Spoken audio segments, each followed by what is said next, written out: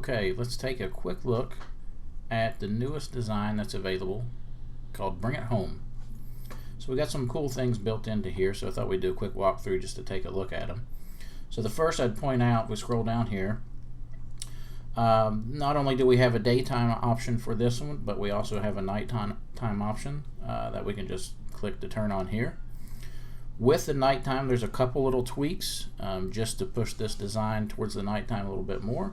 The first right up here is some field lights that can be turned on. And within this are independent control of each one, along with some layering, some flares, some atmosphere, things like that, so those can be customized even a little further. Along with the night and day options, we have some options for the lines in the fields because of the way that the exposure and levels and things change on this grass here. We have some lines that are set up just specifically for night and day so that they show up the way that we want them to display.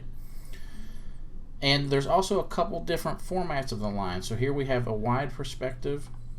Here we have a more narrow perspective. So what these will do is just change the way that the viewer views this image. So depending on the types of subjects that you want to put in, we know whether they're full length or 3/4. They're just different options to give you some flexibility for how this design is perceived. So let's look at some other options we got back in here. So let's look at our trailer. Of course, our trailer is independently layered. That can be resized, moved. But within here, there's also some night and day shadows. So for nighttime, we have more of this shadow moving into the foreground from the field lights. For the daytime, we would turn these day shadows on so that this looks more like an overhead light. So there's some customization in that as well to be aware of. Okay. So while we're in the trailer, let's just go ahead and take a look at this. In here, there's a little group in here where you could stick some custom logos. All you need to do is drop in, your school, your team logo, and then just do. So what I do with that is just some distort to get that to fit the shape. So for instance, if we take one of these, and we'll do a Command T to transform this thing. And what you'll take notice, if we right click and select distort, the way that this came in was more in this, this square format. And all I did was kind of just distort this thing and kind of push it along the lines of the perspective of the trailer here, so it looks like it kind of sits along the angle. And we did the same thing to the front one here. So that's a pretty easy way to just drop some custom logos in there, or you can just turn them off and go without. Alright, so one of the other things that you'll take notice is the trailer is set up as a smart object. So we can edit this smart object by double clicking on the layer thumbnail right here. It's going to bring up a new document with the trailer in this, and in here is a little hue saturation layer we can use to put some color on the trailer. So we can turn that on, we can move our hue saturation lightness sliders, and we can actually put some color into that trailer.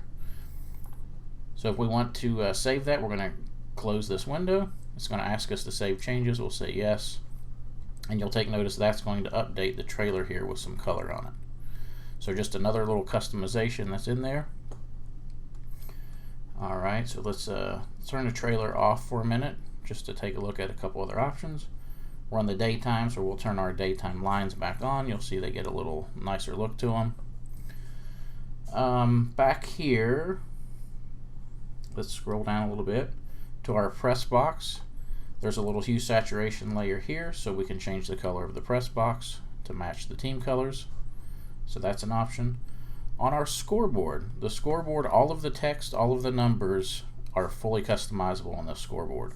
And the same ways with the trailer, we're going to edit those by editing our smart object. So we'll double click on our layer thumbnail.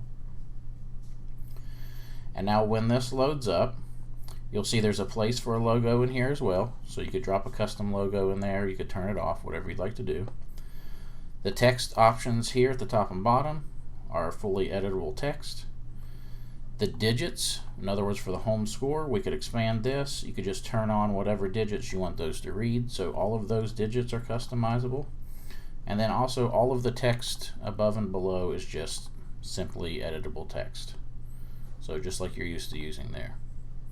So once you make the changes that you would like, click close, save, and it's going to update this smart object in the template here. So super simple to use, lots of customization. And then we got our standard color grading layers that I like to build into a lot of our templates. We've got some foreground smoke. Let's turn our trailer back up. Well, let's turn our trailer off. One of the other options we have here is I put in these Let's Go panels. And so the text is pre-format to Let's Go because needed something that would fit in there and be very appropriate for this. But the panels are customizable with the colors. So the text color and the panel color are both customizable. Again, with some hue saturation layers, we would just select this. We'd drag our panel color to whatever we'd like that to be, say orange here, text color. We could desaturate that. We could change the color. Again, whatever we want that to be just by dragging those sliders around. So that's all customizable as well. And so then outside of that, we have our text layers in here for team names and such. So you can add that further customization there as well.